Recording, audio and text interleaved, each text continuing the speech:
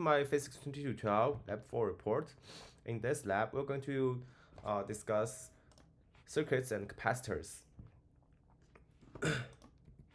Here's a brief overview of today's lab report. Firstly, I will briefly introduce the key concepts and formulas in the experiments, and then I will talk about the first experiment which is about the charge conservation and energy conservation in the circuits. And for the second experiment, it's about the time-dependent voltage across a discharging capacitor. And at the last, I will analyze the follow-up questions. And here's the introduction of today's concepts and formulas. We will use Kirchhoff's circuits rules, including the current law and voltage law in our experiments. We also apply Ohm's law and conservation of energy and charge. In the first experiment, I will also discuss parallel and series circuits. In the second lab, we are going to analyze RC circuits and capacitor. So here's the setup for my first experiment. I'm using two resistors. One is 47 ohm and one is 100 ohm. If we apply Ohm's law, we can easily calculate the current in circuits is about 0.202 amp, and in the actual experiment reading on the ammeter, it's also 0.020 amp. So the prediction is consistent with the experiment reading, and we're assuming there's no resistance in the ammeter. And if after I flip the ammeter, there's no change in the reading. If we replace the ammeter with voltmeter, due to the high resistance in voltage, the very large resistance in voltage, we're actually directly measuring the source voltage, which is equal to 3V. So the actual current in the circuit will be 0, because if we are using Ohm's law, we know that I is equal to V divided by R, and if R is very big, I will be 0.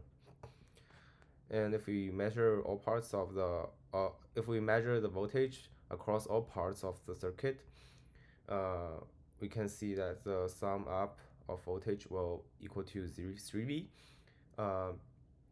due to Kirchhoff's voltage law in the loop. And if we imagine the simulation as waterfall, we know that we can see that I plot a graph here.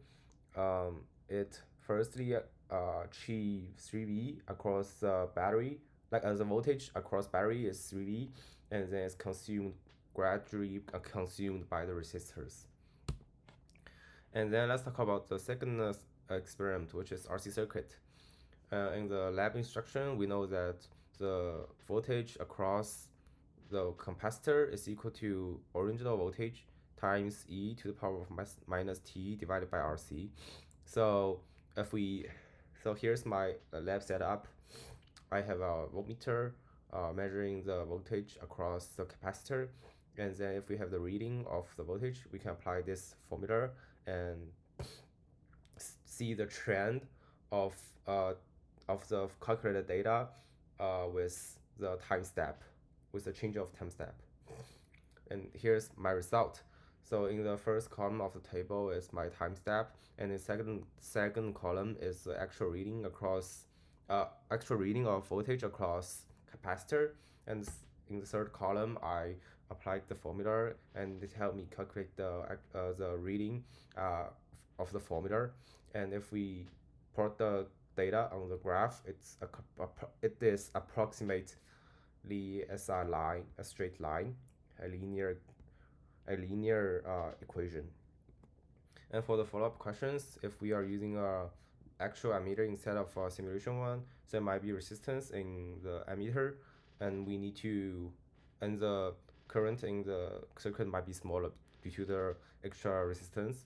And if we are using a real battery and real capacitor, the voltage in real battery might be smaller than 9V, and the capacitor might already be charged, so the charging time for capacitor might be faster.